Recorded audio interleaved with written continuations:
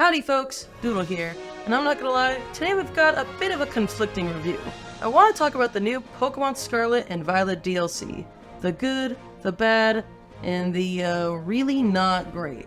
These last couple of years, it's been a real turbulent time to be a Pokemon fan. On the one hand, the series has begun to finally experiment with the core gameplay of the franchise, and we're seeing things that childhood me could only dream of. Pokemon on a console with big 3D environments for me to explore. Pokemon roaming around in the wilds. And yet, the series has not had a smooth transition from its handheld counterpart. The core Scarlet and Violet games became a laughingstock of the internet upon release, with clips of people clipping through the map and glitchy Pokemon posted everywhere.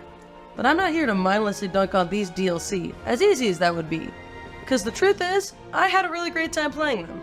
Yeah, in some ways it's hard not to feel like a bit of a shill paying out 35 extra bucks on something could have been seen as unfinished. But there are some real treasures in here, so I want to earnestly go over what did and did not work for me. This DLC came out in 2 parts, so I'll start with going over the first section, which honestly is the rougher chunk where I'll be mostly negative, before jumping over to part 2 where I felt more positive. I'll be keeping this essentially spoiler free, so if you're trying to get a sense of whether this is something you'd be interested, feel free to continue. Alrighty, so let's hop in. I knew from the first moment I saw the live action teaser for Teal Mask, the first part of this DLC, that I was not gonna be a fan. If it weren't for the fact that you have to buy both parts, I would have completely skipped it. I mean, the concept is cool.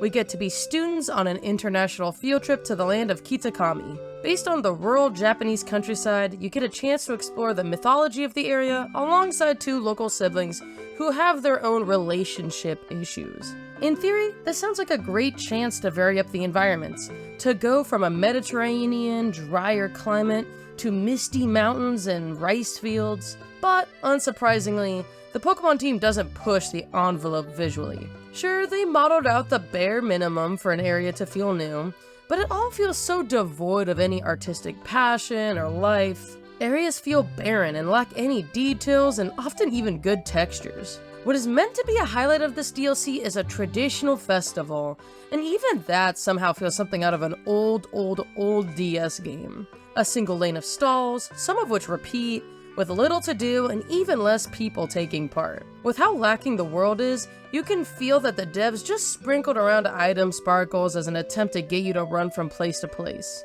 And yes, to my chagrin, it definitely worked for me. Nothing has ever made me feel more like a brainless rat than mindlessly picking up every sparkle, not even checking what I grabbed. What did keep me interested was, of course, catching new Pokemon. It continues to be a treat to see new creatures running around the overworld.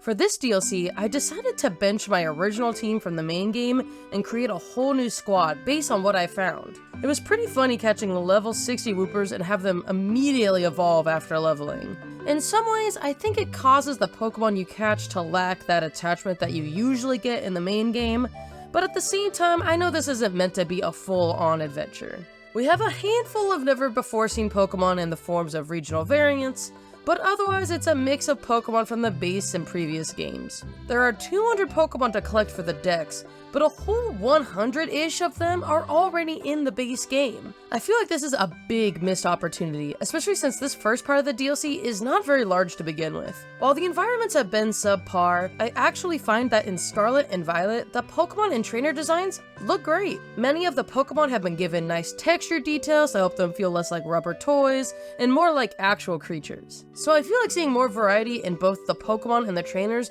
would have really helped this not feel so basic. And I don't intend to say much on that story as it wasn't super impactful on me, but I do want to note that this sister character is so mean and confusingly aggressive. I get that they want to set up a dynamic here, and I do like that the 2 parts of the DLC have a connected story and characters, but I think the writers missed the mark, at least for me. I think there is a way to write this sister character as mean in a fun and interesting way, instead of a more confusing, murderous way. Overall, Part 1 feels like they sold me what would have usually been the post-game of an older Pokemon title. There are some, what I would consider mediocre legendaries to catch, and while I like that they try to build up their mythology and how it connects to the local culture, everything just feels so bland and half-baked that I really struggled to get into it. I feel like I'm being rough on this first part, but with how much better I like the second half of the DLC, I really feel like we could have just skipped all of this. So then let's jump into part 2, also known as the Indigo Disc. How different could it really be, and why do I like it? Well, at face value, we've got a similar concept. We again get to go on a student field trip, this time to Blueberry Academy and its biodome. Rather than one unified region, we are in a terrarium with 4 separated ecosystems. We've got the craggy canyon zone and the snowy polar biome, which both felt relatively similar to what we saw in the standard base game. I think that what makes them feel a twinge more interesting is that we get these interweaving cave systems that connect to various areas, and we're actually pretty interesting to explore. But the other 2 biomes were what stood out for me. Subtropical savanna biome is something I have wanted from the Pokemon world for so long. The continent of Africa has so much cool biodiversity, and more specifically Kenya is not only full of a vibrant culture, but so much iconic wildlife. This felt like a taste of what we could see if a game were to be inspired by that setting, with tar pits and umbrella trees dotting the landscape. Lastly, the tropical coastal biome was another area I enjoyed running around. Having been to the Hawaiian-inspired Alolan region in Pokemon Sun and Moon, it was refreshing to see more than our standard grassy field. For both of these areas, they actually made new plant assets, and I think it went a long way in making these biomes feel more dynamic. And these new environments are just the start of what this DLC has to offer. We've got 160 fresh Pokemon to catch, new Elite Four trainers to battle, and to top it off, everything is double battles. This alone was such a boost to my enjoyment of this section. It's just enough of a gameplay mix-up that it doesn't feel like you're just doing the same thing for the 3rd time. Instead, Doubles allows for different strategies, and it's cool to build a whole new team around it specifically. I also like that at the start of any given battle, you are way more likely to have an attack that can actually be worthwhile, versus single battles where if a type match doesn't line up for you, you're gonna have to switch out a Pokemon, and it just feels like such a big time sink. Instead, even if one of my Pokemon in a doubles battle has no super effective moves, he can at least throw out something supportive.